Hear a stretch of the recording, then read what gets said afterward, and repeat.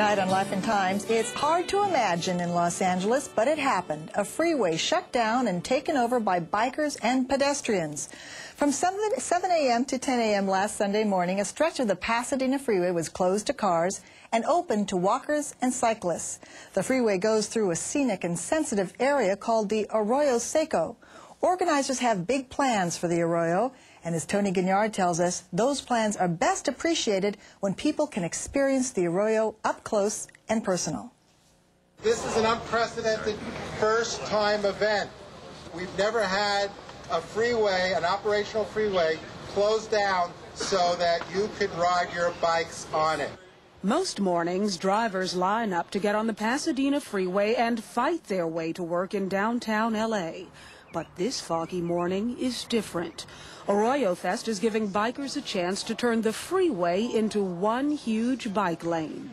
This is a first, isn't it? Closing the freeway, it's almost unbelievable. I always wanted to ride on the freeway. It's going to be a cool experience.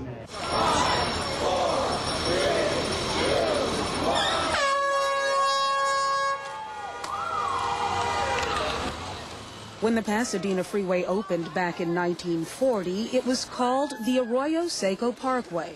And now a coalition of community groups is looking to recapture that past.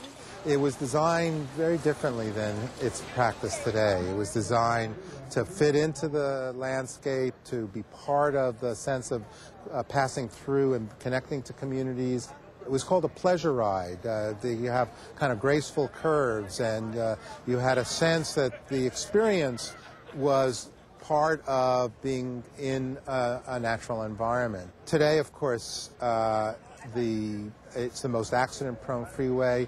From 45 miles per hour, people go much faster, obviously. You have entrances and exits that were designed very differently from how they're used today. Urban policy expert Robert Gottlieb has been working on Arroyofest for 2 years. The event also gave pedestrians a chance to stroll the roadway. Well, I think it's a great day when we ever get to shut down the freeways, which are crisscrossing through our neighborhood, and keep them quiet, and we get to look at the environment again. We have out here today so many people who live in the community saying we want to see this freeway, quote unquote, back what it once was, which was a scenic parkway, and we want to be part of helping to make it happen.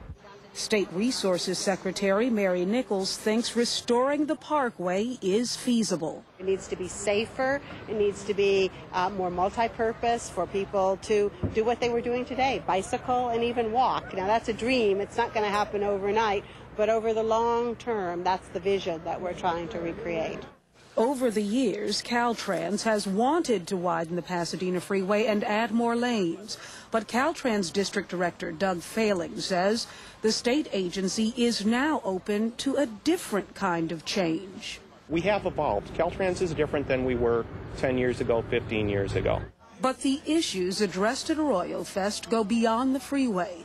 Organizers say it's time to do something about the concrete-lined Arroyo Seco, which borders the freeway. There's strong community support to say we want a living stream again.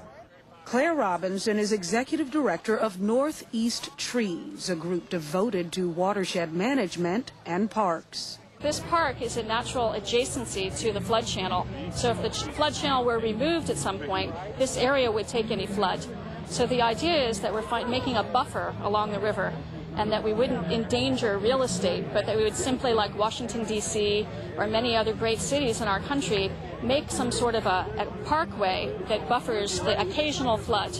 This photo from the early 1900s shows what can happen without flood-controlled channels.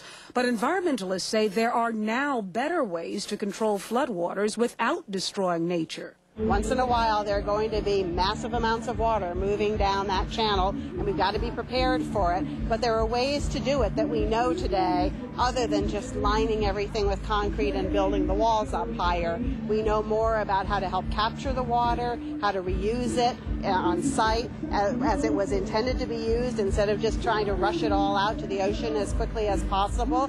We have a whole new attitude on the part of our flood control engineers. Now, what used to be the flood management division in LA County is called the watershed division, because they understand that water is too precious to waste. Los Angeles City Councilman Ed Reyes is among those pushing to restore the area's rivers, streams, and tributaries. He says this community near downtown L.A. needs a touch of tranquility that was here in earlier years. How do we create daylight? How do we give water a chance to breathe, let the sun do some of the work, bring back the natural elements, the natural habitats, and in the same time revitalize these neighborhoods that were essentially just paved over? Mary Nichols admits that it won't be easy to restore the Arroyo and the Parkway. It's the usual, it's never been done before, we can't do it, it's too expensive, people won't go for it, you know, all of the inertia kinds of excuses. But most Arroyofest participants believe they can make it work. It's a new kind of dialogue that's developing, and one of the kind of themes of Arroyofest is this idea of what I would call power to the imagination, the idea that you can, in fact, begin to think differently about what these issues represent. And that's, I think, infused not only in community settings, but it's infused in terms of government agencies as well.